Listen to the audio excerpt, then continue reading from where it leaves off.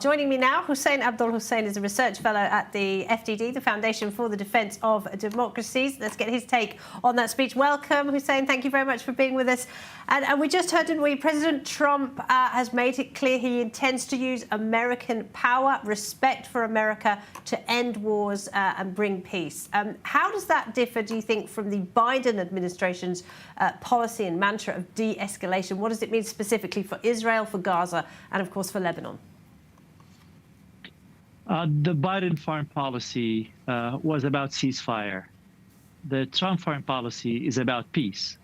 And if you understand the difference between the two, you will understand the difference between their respective foreign policies. President Biden was always trying to stop the war now and think what happens later. I think President Trump is doing it the opposite way. We use as much force as we can now to end the war and to look toward peace. So the whole model is different. And even though President Trump, we heard him say that he wants to be remembered, he wants his legacy to be one of a peacemaker, I think he understands that peace does not come by itself. It might need some force to make it happen. The other major issue, of course, is Iran and its ever-advancing nuclear program. How far do you think the US, under President Trump, will go in terms of supporting Israel when it comes to preventing Tehran from getting the bomb?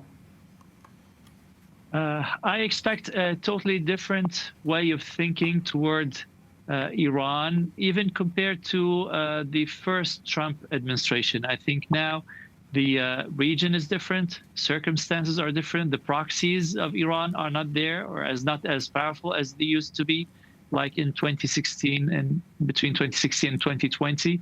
So things are different, and as such, I expect a different Trump foreign policy toward Iran. And this different foreign policy will likely be that Iran should give up enrichment altogether, should ship uranium to third countries to enrich and send back for civilian use. How this will unfold, what are the tools that the Trump administration might use, we have to wait and see. But I think we will see a totally different foreign policy toward Iran with Trump. Now, it is no secret, is it, Hussain, that the Saudis had a far better relationship with President Trump during his first term than they did with President Biden, Biden calling Saudi Arabia a pariah state, of course, when he took office.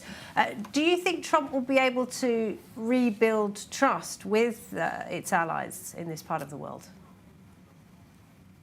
I think Trump already enjoys the trust of many governments, many Arab governments, including and especially in the Gulf. They know him from his first term. He knows them. And I think now they will resume the good relationship between the two.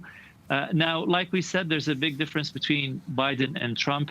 And to my knowledge, the Arab governments think of Trump as a straight shooter. He says what he wants and he stands by what he promises, as opposed to President Biden, who tends to be more on the theoretical side of things, how, the arch of history and truth and all these beautiful concepts, but that might not have the effect that they want and they desire in the region. So I expect a very improved relationship, and that will certainly reflect positively on pushing normalization forward between Saudi Arabia, other Arab governments on one hand, and Israel on the other. Hussain, thank you very much indeed. Hussain Abdul-Hussain there at the FDD. We appreciate it. Thank you. Thank you.